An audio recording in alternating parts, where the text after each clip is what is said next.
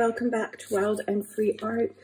Today I am coming to you from my kitchen, and I wanted to talk to you a second about paper grain. So any machine-made paper will have a grain to it. So that's a direction where let's say it's stronger than in the other direction. And one of the things about bookbinding in general is that in order to avoid warping, we always tend to want to have the grain running parallel to the spine, so like this. However, a lot of times in bookbinding or in junk journaling in general, we don't have that possibility, but because we're using found papers and we use them as they are. But I just thought I would jump on for a very quick tutorial lesson on how to identify paper grain so that if you do have the opportunity, you can manage to make sure that your journal has at least the covers in the right direction. So it's a bit easier to make sure that you don't get warping. So what happens if the paper grain is in the wrong direction? So with this one here, this is one of my artist's book, and I made it using found materials because of, my idea behind it. But the problem is that at the time that I made this, I didn't know about paper grain. So if you look at it, do you see how this is bending in this direction? So in this case, my grain of my cardstock that I used to make the covers is perpendicular to the spine. And this is what causes your covers to bend like this. The one on the back, I seem to have nailed it in the right direction and it's flatter.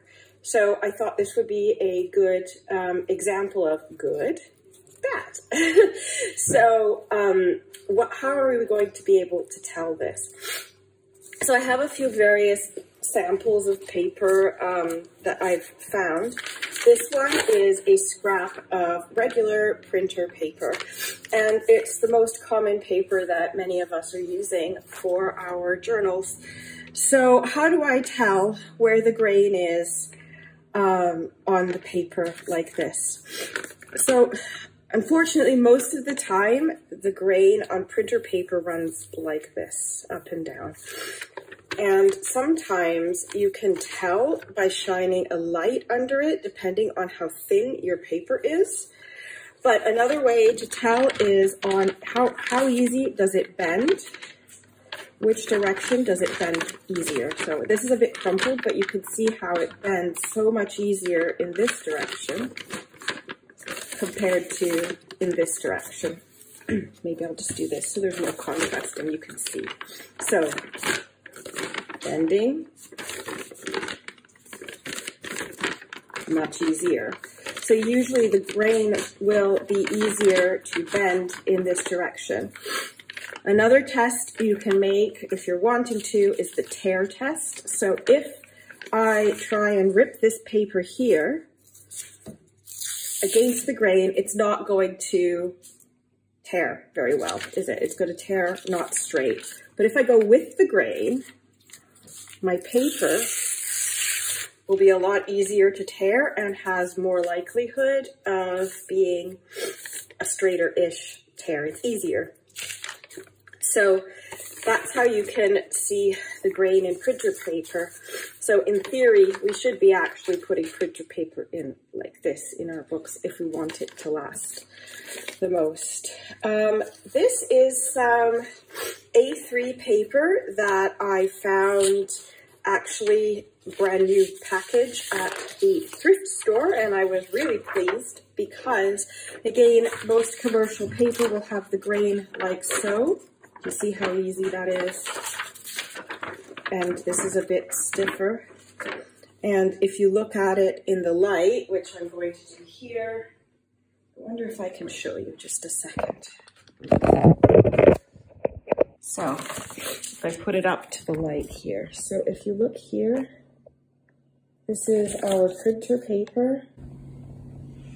I don't know that you can actually see the grain very much on the phone, but you can kind of see it.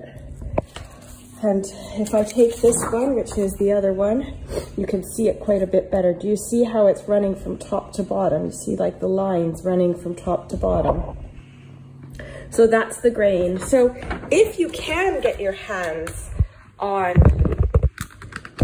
some larger printer paper like this is A3, so in Europe, so I'm guessing this would be maybe legal size in the States. But basically you could cut the paper like so in half, and then you would be guaranteed that your pages would have the grain running in the right direction for your spine on your book.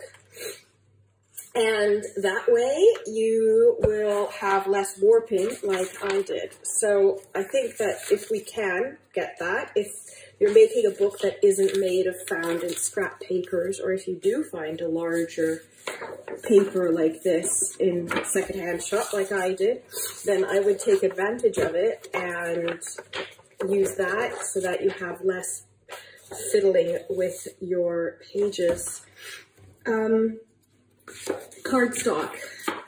I think that's probably what interests most of us, because that's what we tend to use for our covers, found cardstock, cereal boxes, all that kind of stuff. So this is just some Fabriano design paper that, again, I found excuse me, that I found secondhand shop. I've been very lucky with paper recently. And again, the same test. How easy is it to bend in this direction? How much harder is it to bend in this one? And again, you could always do the tear test and see which way. You see, this way it's practically impossible for me, but this way it came really easy. So you can kind of figure out which way the grain goes, and then that way you can use it to make your covers a bit more solid. So I know I've rambled quite a bit on this one, but I hope it's kind of helped a little bit, and that you will avoid any warping, at least in the covers, if you can. So if you can, parallel to the spine, at least for your covers. We can't do much about found papers, and that's kind of one of the nice things about junk journaling and stuff like that, and making books with found materials. It's the fun of the different textures and the way the papers lay. But if we could pull that off with the covers, you know, it's just a matter of turning the cereal box a different way and cutting it. And I think we could make a more sturdy book that won't warp. So I hope this has helped. Sorry for the wonky view again. And I hope you have a great day. And if you have any questions, please write them in the comments below. And I will do my best to answer. I am not a paper expert, but I'll do my best if there's something I know the answer to, or at least maybe I can look it up and we will both learn something new. Happy crafting. Bye-bye.